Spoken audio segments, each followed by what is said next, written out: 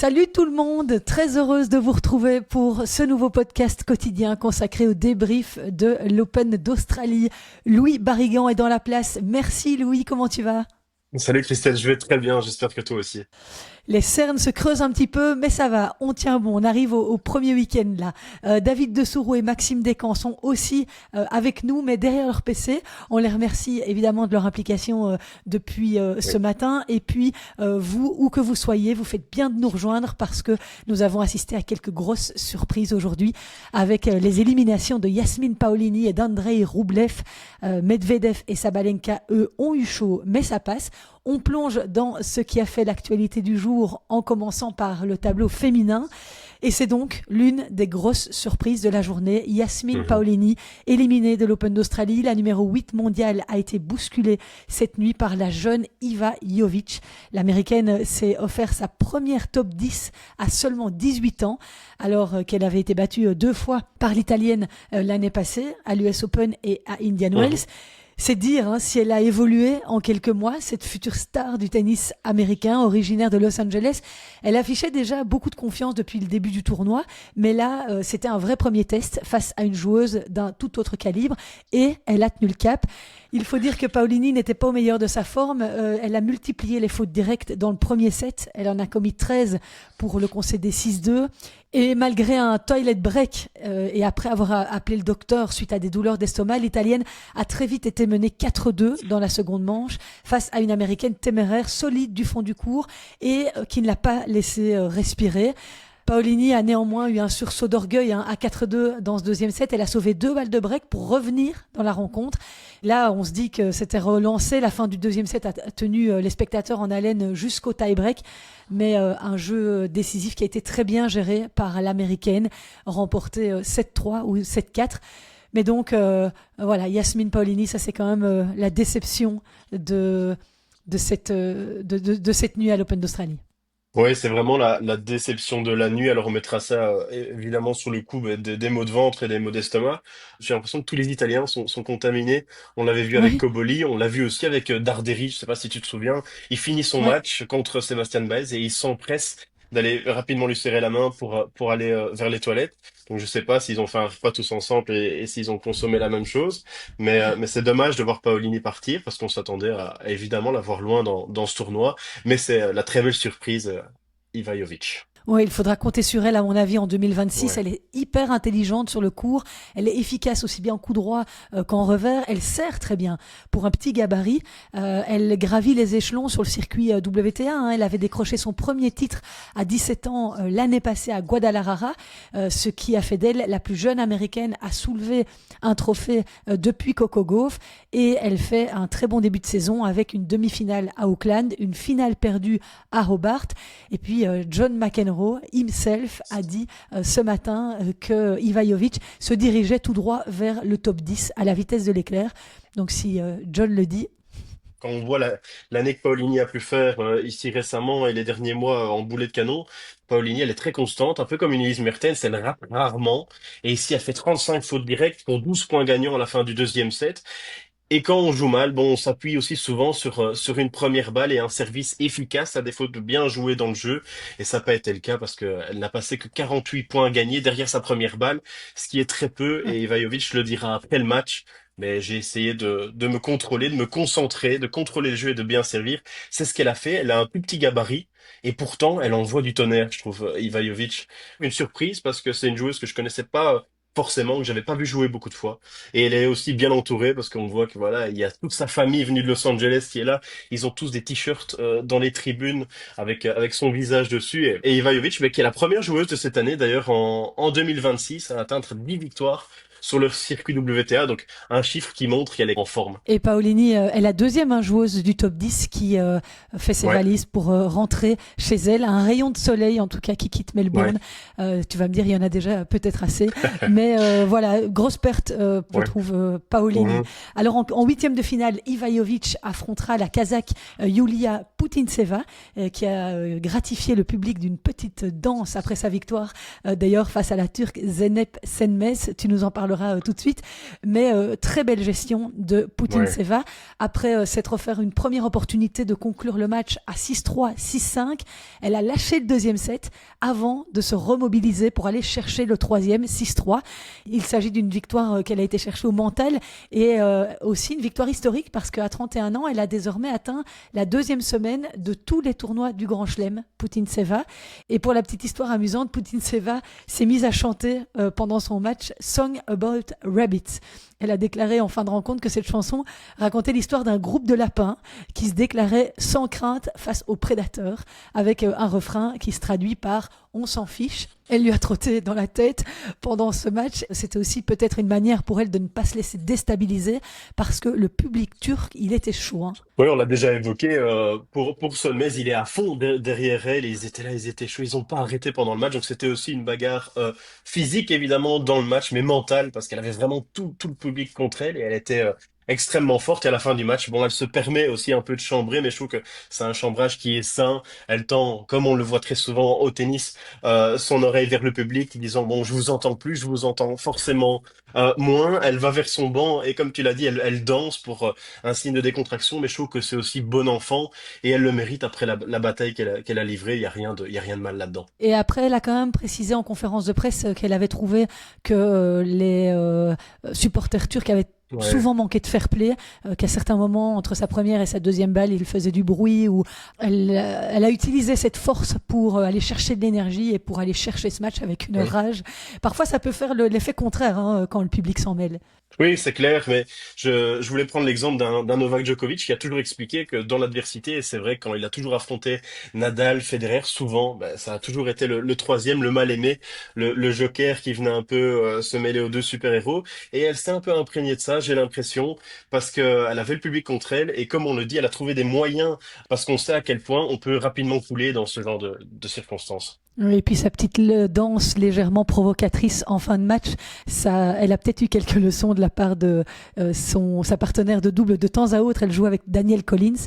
On sait que l'américaine, quand elle est Ouais. chambrée par le public, elle n'aime pas beaucoup ça. Et donc, Mhm. elle avait notamment l'année passée sur les cours de l'Open d'Australie, elle avait aussi fait taire le public australien quand elle avait battu Destiny Ayava. Donc voilà, elle a peut-être été à bonne école aussi, Putintseva. Alors il y avait beaucoup moins d'intensité dans le match de Ouais. Coco Gauff et de Hailey Baptiste, qui s'est soldée finalement par une victoire de Coco Gauff 3-6, 6-0, 6-3. Elle a été contrainte, Coco Gauff, de hausser son niveau de jeu lors de ce match parce que elle s'est laissée un peu endormir, j'ai l'impression, dans le premier Mhm. set. Et Ouais. puis, elle a redressé la barre et elle s'en est sortie. Pas une grande qualité de tennis, beaucoup de fautes directes dans ce match. C'était pas un grand match de tennis à regarder. C'est pas un grand match de tennis à regarder. Et j'ai envie de parler du premier set de Coco. On a retrouvé la Coco Gauff qui servait un petit peu plus mal. Elle fait quatre doubles fautes dans ce premier set. Donc on voit qu'elle repart un petit peu. Mais elle était quand même fière et contente d'elle parce qu'elle a appris aussi à fermer le jeu. Donc elle perd ce premier set. Et puis elle se dit, bon, à partir de maintenant, je ne loupe plus un point. C'est ce qu'elle a essayé de faire. En tout cas, ça a été mieux sans forcément être exceptionnel. Mais elle dit, voilà, je dois encore être un tout petit peu plus efficace quand je prends l'avantage sur mon adversaire. Je dois être un tout petit peu efficace pour vraiment que l'adversaire n'ait plus aucune chance. Et cette conférence de presse aussi nous a livré, bon voilà, les journalistes posent beaucoup de questions en ce moment aux joueurs et joueuses américaines sur ce qu'il en est de l'état de leur pays. Et je voulais en Oui, parler un tout petit peu parce que on n'est ça pas fait couché aussi alors. Hein. oui, on n'est pas couché et je voulais en parler aussi parce que ça fait évidemment partie de leur environnement à tous ces joueurs et joueuses là. On en avait parlé aussi des joueuses ukrainiennes qui parlaient des difficultés qu'elles vivaient évidemment en ce pays avec dans leur pays. Je pense notamment à Oleinikova. Et ici, on a demandé à Coco, voilà, quel était son regard par rapport à ce qui se passait. Vous savez ce que j'en pense. C'est dur pour moi de m'expliquer en tant que femme noire aux États-Unis. C'est les histoires qui sortent évidemment du cadre du tennis, mais qui peuvent totalement influencer sur les performances des joueuses professionnelles. Quand on sait que par exemple une Coco Gauff a été porte-drapeau des Jeux Olympiques. Je ne sais pas si la politique doit s'inviter comme ça dans des conférences de presse. Oui, c'est clair que ce sont des joueuses qui ont les projecteurs tournés, braqués sur elles pendant 15 jours, mais C'est toujours compliqué de de Bien s'exprimer sûr. sur ces matières-là. Mais bon, voilà. Pour revenir au sport, en tout cas, quoi qu'il en soit, Coco Gauff est la plus jeune américaine à atteindre 4 fois de suite les huitièmes de finale du simple dame à l'Open d'Australie. Depuis Lindsay Davenport, à 21 ans, eh bien, Coco Gauff compte 17 deuxième semaines en Grand Chelem. Quand on sait qu'elle a commencé sa carrière à peine 16 ans, c'est vrai que ça commence à chiffrer. Et elle s'est montrée d'ailleurs aussi très classe, Coco Gauff, dans son interview d'après-match, parce que visiblement, il y a certains spectateurs qui se sont un peu plaints de la Mhm. qualité de la rencontre, estimant que Hailey Baptiste avait fait beaucoup d'erreurs. Et elle a quand même tenu à rappeler que son adversaire du jour avait essayé de faire le mieux qu'elle pouvait, qu'ils essayent tous de faire le mieux qu'ils peuvent et que voilà, c'était bien gentil de garder les critiques pour soi. J'ai trouvé ça sympa par rapport Ouais. à son adversaire. Oui, très classe. Coco Gauff, c'est une fille qui est vraiment classe et elle s'entend très bien aussi avec son adversaire Baptiste et elle le dit. Bon, voilà, ça arrive évidemment de perdre. On donne tous le meilleur de nous-mêmes. On le rappelle, c'est quand même un sport individuel. Donc elle a très bien fait de la défendre comme ça sur le court. Alors le prochain match qu'attend Coco Gauff, là je peux te dire que le réveil sera mis, ou j'espère Ouais, que ce sera peut-être en night session. Coco Gauff jouera contre Karolina Mukova, ouais, la Tchèque qui n'a pas dû beaucoup s'employer sur les cours aujourd'hui. Elle a rendu une copie parfaite face à ouais. Magdalinette, 6-1, 6-1. Mukova Gauff, là sortez les popcorn les amis, ça promet un beau duel. Oui, je sais que ça te tient à cœur parce que tu t'aimes beaucoup Karolina Muchova. Et ça va être aussi un duel de style, forcément, entre la force que Coco Gauff peut mettre sur un terrain, et puis aussi bah, la variété des coups d'une Muchova. Pour rappel, elles se sont jouées quand même 4 fois jusque maintenant. C'est 8-7-0 pour Coco Gauff. Ah oui, ok. Bon, ça va être compliqué pour l'ami Carolina alors. Mais bon, c'est un bon challenge. Pourquoi pas? Coco Gauff n'était pas au top dans au premier tour, Non? donc qui sait qu'elle pourrait peut-être, ça va être intéressant à regarder. Ouais. Alors il y a une autre jeune femme qui a brillé cette nuit, c'est Victoria Mboko. Elle a montré une belle force de caractère face à Clara Towson, l'une des révélations de la saison Ouais. 2025. Victoria Mboko, vainqueur, je le rappelle, du Masters 1000 de Montréal à 19 ans. Elle a dominé Clara Towson dans un combat épique dont tu as eu l'occasion de voir les highlights. Raconte-nous tout. Oui, bah, elle remporte ce premier tie-break super accroché. Et dans le deuxième, ben, elle va se procurer 3 balles de match qu'elle ne parvient pas à convertir. Et on sait à quel point ça peut aussi trotter dans la tête des joueuses et d'une joueuse forcément jeune comme Victoria Mboko qui n'a pas encore forcément cette habitude des grands chelems. Et en fait, pas du tout. Elle entre dans ce troisième set en patronne. Elle va breaker et puis plus jamais perdre son service et conclure de la plus parfaite des manières. Donc on voit aussi qu'en plus d'être très bonne tactiquement, tennistiquement, elle est solide dans la tête et on en parlait hier avec une Emma Raducanu.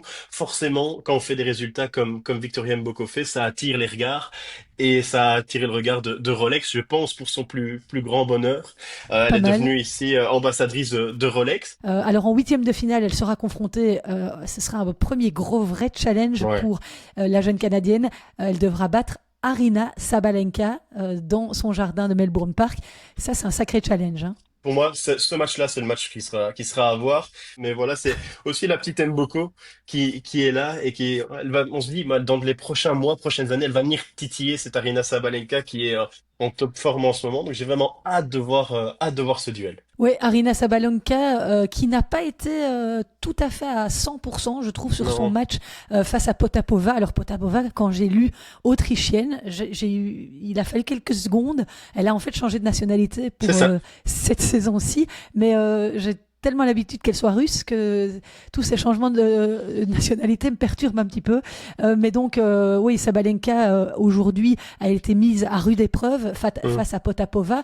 Pour la première fois dans cet Open d'Australie, elle a été vraiment challengée dans un match qui a duré un peu plus de 2 heures, son plus long match dans ce tournoi, mais qu'elle a fini par remporter 7-6. 7-6. Alors, elle n'a pas perdu un seul match au troisième tour d'un grand chelem depuis Roland Garros 2022, Arina Sabalenka. Donc elle continue sur sa lancée, sa bonne lancée en grand chelem, mais je l'ai trouvée parfois un peu perdue sur ce terrain, en manque d'inspiration tactique. Elle ne savait pas exactement ce qu'elle devait faire pour prendre le dessus sur Potapova et elle a bien failli perdre ce deuxième set. Oui, bah, elle l'a dit même après le match.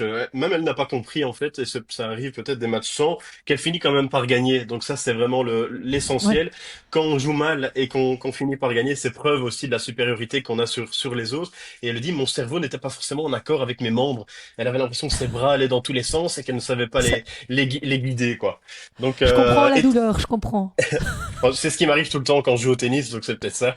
Mais oui, effectivement, difficulté pour Arina Sabalenka qui fait 44 fautes directes. C'est simplement le double de ses deux premiers tours. Ce premier tour, elle fait 21 et 23 fautes directes dans le deuxième tour.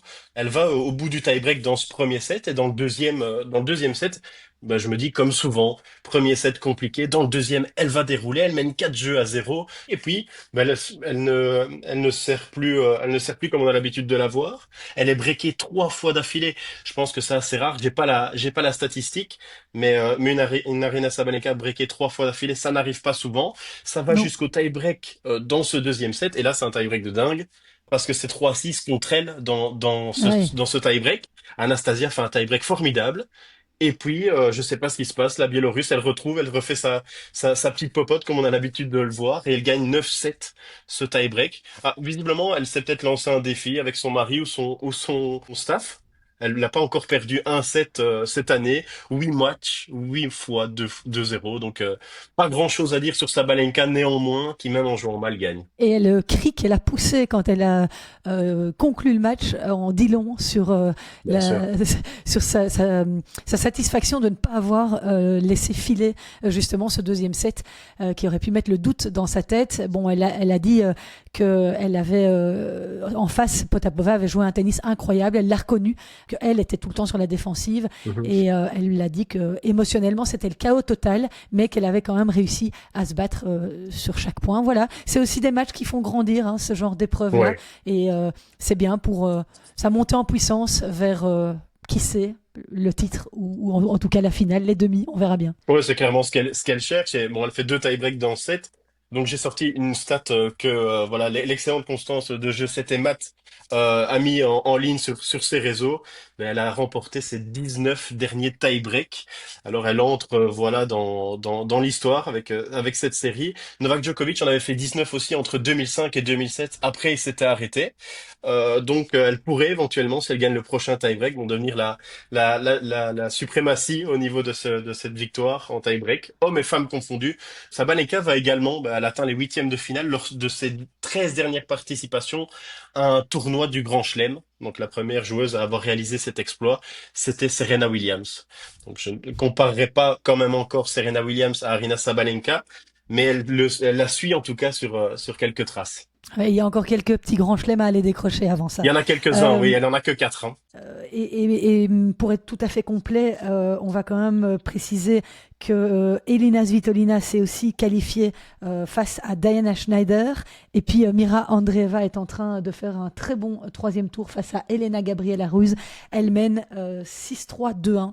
Donc normalement, ça devrait le faire. Je voulais revenir brièvement sur un fait qui a pas mal animé les réseaux sociaux Ouais. depuis hier et que nous n'avons pas eu le temps d'évoquer dans le podcast d'hier.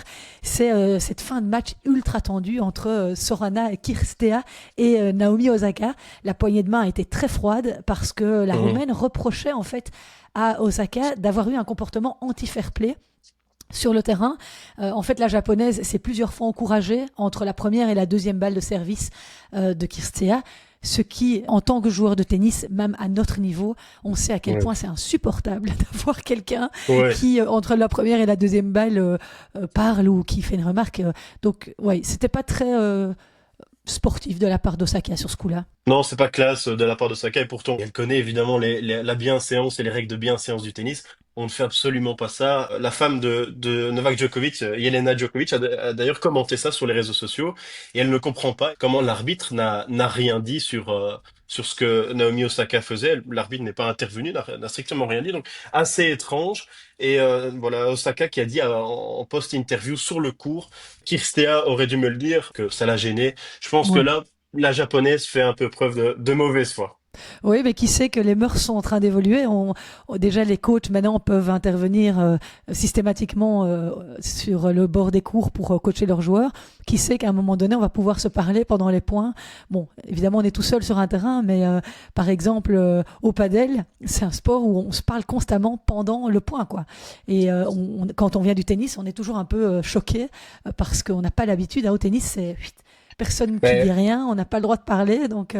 Voilà, ça va peut-être évoluer. D'ailleurs, dans les oui, tribunes de Melbourne Park, c'est pareil. Je sais plus qui disait ça. C'est Elise Mertens dans une conférence de presse qu'elle a donnée là à Tennis Belgium. Elle expliquait que ça avait énormément évolué ces 10 dernières années, qu'il y avait beaucoup plus de bruit qu'avant dans les tribunes, que les gens se baladaient, qu'ils prenaient un petit verre au bar juste à côté du terrain, qu'on ne leur demandait pas forcément de se taire dans les tribunes. Donc, ouais, c'est en train d'évoluer un petit peu, parenthèse faite. on tend aussi vers, on essaie de renouveler ce tennis qui, on le sait, intéresse malheureusement aussi un petit peu moins les gens. On le voit avec l'UTS, on essaie de changer les règles, on essaie de parler en plein match, de donner des micros aux joueurs. Alors là, évidemment, c'est des matchs qui tendent plus vers l'exhibition, mais on le voit aussi aux États-Unis, c'est comme ça aussi. On le sait, le dernier anneau sur les grands cours, les gens, ils mangent, ils parlent, ils sont debout pendant que les joueurs jouent. Donc on va évidemment vers une modernisation de ce tennis. On essaie de lui trouver des règles, de le changer un petit peu, et on tendra peut-être bientôt vers ça. Il faut aller à Wimbledon pour retrouver les traditions. Là, on est sûr qu'il n'y aura pas de bruit. Il n'y a pas une mouche qui ose voler sur le cours central. Bon, alors maintenant, Louis, il est temps de parler de nos messieurs. Qu'en penses-tu? Oui. Nouveau match de night session pour Alex de Minaur, programmé ce vendredi soir face à Frances Tiafoe. Il s'est montré impérial devant son public. Le petit Demon, victoire en 3-7, 6-3, 6-4, 7-5. Il a été plus constant avec 28 fautes Ouais. directes contre 40 pour Tiafoe. Il a également menacé l'engagement adverse quand cela comptait. Il a transformé 5 de ses 12 balles de break. Et au prochain tour, eh bien, il jouera soit Thomas Martin Etcheverry, soit Bublik. Et je me tourne vers mon écran parce que je vois que Bublik mène 2-7-0 et il a le break dans la troisième manche. Donc Hum, normalement, ce Ça devrait sera aller. Bublik. Mais je pense qu'Alex de Minaur, ça lui convient très bien, ces night sessions. C'est la deuxième fois, hein, je pense, si je ne me trompe pas, Mhm. qu'il Ouais. joue en session de nuit. Et en fait, le fait que la surface est un petit peu moins rebondissante le soir parce qu'il fait moins chaud, Mhm. comme il est petit, mais ça lui convient bien. Donc, il met pas beaucoup de lift non plus dans ses balles. Ses frappes à plat peuvent fuser un petit peu plus. Donc, voilà, je ne dirais pas que l'Open d'Australie favorise Alex de Minaur, mais c'est vrai que ce sont des conditions qui lui conviennent parfaitement. Oui, on le sait, mais c'est comme ça dans tous les tournois. Les Français sont aussi parfois avantagés à Roland-Garros et les Américains à l'US Open, c'est normal. Et comme tu le dis, la surface est moins abrasive avec cette session de nuit. Et c'est parfait dans son rôle, lui, qu'on le sait, de contreur. Donc son but, c'est de remettre la balle, pousser l'adversaire à la faute. C'est ce qui lui va très bien. Frances Tiafoe là n'a pas trouvé les outils pour Non. résoudre le problème Alex de Minaur. Alors l'un des matchs qu'on attendait, en fait, en tout cas moi j'avais dit que je serais contente de voir comment Corentin Moutet pouvait se débrouiller contre Carlos Alcaraz, mais en fait il n'a pas réussi à trouver la parade face à l'Espagnol. 6-2, 6-4, 6-1, 3 petits sets. Il y a eu quelques points spectaculaires quand même qui avaient des allures d'exhibition. Je pense que le public s'est vraiment amusé. Des amortis en veux-tu, en voilà, des tweeners, quelques services à la cuillère évidemment. Un vrai show. Je pense qu'Alcaraz s'est très bien amusé. Il adore ce genre de rencontres et là il avait pour l'occasion un chouette adversaire avec qui s'amuser. Ouais, ouais, c'est clair. J'ai bien aimé ce match à regarder, c'était plaisant. Mais j'aurais aimé aussi voir un Corentin Moutet. Je dis pas qu'il n'était pas concentré, mais on savait que ce match était perdu d'office. Et j'ai jamais vu la porte ouverte à un set de Moutet. J'ai trouvé ça un tout petit peu dommage. Il n'avait pas les armes, évidemment. Il passe que 53% de points derrière sa première balle. C'est trop peu quand on joue un Carlos Alcaraz.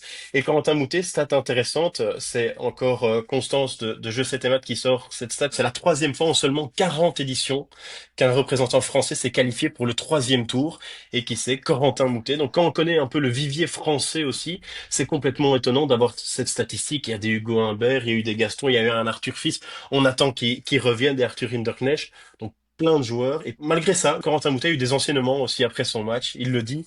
Ça me donne les clés évidemment pour retourner à l'entraînement. Je sais sur quoi bosser, comment m'améliorer. Donc si ça peut aussi le faire du bien, ce genre de match, voir donc ce qu'il a à combler, ce qu'il a à améliorer. Et comme tu le dis, bah Alcaraz s'est vraiment amusé et il en a d'ailleurs parlé avec toute son équipe. Il est monté 55 fois au filet. Il dit waouh, à la fin du match, j'en avais vraiment marre de monter au filet. C'est le jeu de Corentin Moutet, ces petits slices, ces petites amorties. Et je pense qu'à la fin, il devait être usé, mais c'est un match comme on dit, un match popcorn. Oui, et pour revenir sur ce que tu disais sur la conférence de presse de Corentin Moutet, moi, ce que j'ai beaucoup aimé, c'est son humilité. Oui, J'ai conscience qu'aujourd'hui, et ce n'est pas une honte, je suis moins fort que Carlos oui, Alcaraz dans tous les compartiments du jeu. C'est vraiment une phrase que je trouve très humble. Déjà en Coupe Davis, quand il avait fait sa petite bourde contre Raphaël Collignon, il s'était montré très intelligent en conférence de presse d'après-match en disant qu'il était conscient qu'il avait fait le clown, en tout cas qu'il passait pour un clown. Et ici, encore une fois, voilà, il fait preuve d'une intelligence dans son analyse oui. et je trouve que c'est bien de l'épingler. Oui, c'est clair. Et puis c'est loin d'être un clown Corentin Moutet. Il faut savoir aussi que s'il gagne ses matchs et s'il en est là, c'est aussi grâce à ce jeu et cette spécificité qu'il a dans son jeu. Fabuleux. Quel autre membre du top 100 joue comme lui et met en fait ses adversaires complètement à la dérive. Il les rend parfois fous. Donc c'est le défaut de ses qualités, mais c'est ce qui lui permet dans ce top 100 et d'avoir réalisé d'ailleurs une année dernière qui était géniale. Je reviens juste sur Carlos Alcaraz. Bon. Il a 100 victoires en Grand Chelem. Sur ces 100 matchs en Grand Chelem, il a 87 victoires. Seul Björn Borg fait mieux. Il surpasse même John McEnroe et Rafael Nadal qui sont tous les deux à 86 victoires. Donc il est en avance sur un certain Rafael Nadal. Est-ce qu'il battra ses titres du Grand Chelem? C'est une autre question. C'est dire à quel point aussi on est face à une légende quand même. Ouais, c'est fou. Carlos Alcaraz, ça va être un immense champion. Il a annoncé aussi que son frère allait occuper un rôle plus important au sein de son équipe, Ouais. aux côtés de son coach Samuel Lopez. Il a déclaré que son frère lui apportait énormément de choses positives dont il avait besoin pour mieux performer sur le court et en tournoi. L'inquiétude Juan Carlos Ferrero, elle est derrière. Hein. Je pense que là, on est tous d'accord. Pour l'instant, il n'y a pas de souci de ce côté-là. Non, tout semble aller pour Carlitos. Est-ce qu'il a fait le bon choix? Ça, l'avenir nous le dira, mais en tout cas, ça en prend la bonne direction. Et le prochain adversaire de Carlos Alcaraz se nomme Tommy Paul, qui n'aura passé que 59 petites minutes sur le court ce vendredi. En fait, il n'y a pas eu de combat Ouais. face à Davidovich Fokina, qui était visiblement dans l'incapacité de défendre ses chances. Il était touché à la cuisse gauche, l'Espagnol. Il a fait appel au kiné dans le deuxième set avant de jeter l'éponge. Donc, tour facile pour Tommy Paul. Ouais, tour facile, 6-1, 6-1, et c'est un match qui est vraiment compliqué à analyser parce que il fait 23 fautes directes lors de ses deux premiers sets, à 6 pour Tommy Paul. Ah, quand on a dit ça, qu'est-ce qu'on peut dire de plus? Il était blessé. Moi, ce qui m'inquiète, c'est que je vois de plus en plus de joueurs qui sont blessés. C'est une hécatombe lors quand même de ce tournoi. On le remarque. Dingue. J'en profite aussi pour intercaler ça. Stefanos Tsitsipas a évoqué qu'il s'était aussi blessé avant le tournoi, donc ça c'est autre chose. Mais encore une blessure, et j'ai l'impression que tous les jours et à chaque tour, on nous avance des blessures. Il y en a même pendant les matchs. C'est un peu inquiétant. Oui, surtout qu'on est à la 2 premières semaines de la saison, quoi. Enfin, les premiers mois de la saison. On se demande vraiment comment ils vont tenir. Ouais, il y a beaucoup de blessés. Alors, il y en a un qui n'a pas blessé, lui. C'est Daniil Medvedev. C'est un match qui a retenu toute notre attention parce qu'il a disputé 5-7 face à un excellent Fabian Marozsan. Le Russe a été sensationnel pour signer le premier vrai comeback Ouais. de ce tournoi et revenir de 2 manches à 0 et un break de retard dans le cinquième. Alors comment est-ce qu'il s'est sorti de cette situation? Eh bien, il a juste fait preuve de résilience, il n'a rien lâché. Là où beaucoup auraient paniqué à 2-7-0, Medvedev a serré la vis, il a réduit son nombre d'erreurs, il a augmenté la pression avec son service et ses retours et surtout, il a capitalisé sur les momentum, comme dirait Zizou, pour étouffer son adversaire. Le 6-0 du quatrième set n'est pas un hasard, c'est la conséquence vraiment d'un basculement mental et tactique qui s'est opéré à la fin du troisième set. Et ce n'était pas juste un mental exceptionnel dont il a fait preuve dans les moments décisifs, Daniil Medvedev, c'est aussi de la puissance, de la régularité, ce qui lui a un petit peu manqué au début. Il a servi 19 aces, là où Fabian Marozsan n'a pas converti un seul ace. Donc score final 6-7, 4-6, 7-5, 6-0, 6-3. Et alors, il y a une chose que j'ai remarqué dans ce match, c'est que Daniil Medvedev, il a avancé je dirais, au moins 1 mètre sur sa ligne de fond. Il n'est plus à 3 mètres dans les bâches. Et il est vraiment beaucoup plus près de sa ligne de fond. Donc, je pense qu'il y a eu vraiment un schéma tactique, un basculement tactique qui s'est opéré pendant l'intersaison Ouais. avec son nouveau coach. Et là, on voit les effets depuis le début de cette année. Et même déjà la fin de l'année dernière. Oui, il l'a évoqué lors de sa séparation avec son ancien coach Gilles Servara. Il voulait aussi des coachs qui allaient lui apporter des changements dans son jeu. On connaît ses qualités. C'est peut-être un des meilleurs retourneurs et un des meilleurs joueurs du fond de cour. Il rate jamais, Daniel. Et ce qu'il arrive maintenant, comme tu le dis, c'est coller sa ligne, c'est même monter au filet. Dans l'ensemble de ce match, il se procure quand même 28 balles de break. Il a une relance qui était parfaite. On le sait, il se met pour le coup à la relance encore très loin, mais ça c'est son style, c'est sa caractéristique. Et il arrive souvent, d'ailleurs, en revers, court croisé, à déporter son adversaire. C'est fou. Est-ce qu'il aurait gagné ce match l'an dernier, Danil? Je pense absolument pas. On l'aurait vu péter un câble, peut-être taper sur l'arbitre ou taper sur son banc de touche. Et là, on le voit super, super calme. Même quand il perd ses 2 sets, il réalise ce comeback et j'ai envie de dire, je le trouve même normal en fait ce comeback. Et c'est très spécial. Il perd ses 2 premiers sets et je me dis, il va remonter parce que je sens une plénitude chez lui. Évidemment, Marozan a très très bien joué. Il attendait aussi peut-être que l'orage passe. C'est arrivé, il l'a fait déjouer et on le voit, sa décontraction. Sur son interview d'après-match, il y a Matt Wilander et il lui dit mais Matt, je t'ai vu hein, à la fin du troisième set. J'ai vu que tu étais là tout près et que tu regardais mon match. Et en fait, j'ai compris par après parce que tu pensais que le match allait se finir et c'est toi qui faisais les interviews d'après-match. Mais en fait, non. T'as bien dû attendre un match en 5-7. Il dit tout ça en mangeant sa barre protéinée. Donc c'est dire aussi à quel point Daniel est complètement décontracté et j'en suis super heureux. Et il y a eu aussi cette anecdote amusante au micro de Mats Wilander. Il lui a expliqué qu'il s'était retrouvé 2 fois l'année passée en Grand Chelem dans cette situation d'être mené de 7 à Ouais. 0, un break dans le cinquième, et qu'à chaque fois il était revenu, mais qu'il avait perdu le match. Et cette fois-ci, il s'est dit non, pas encore une fois. Maintenant, je veux plus vivre ce genre de moment. Et bon, voilà, il a réussi.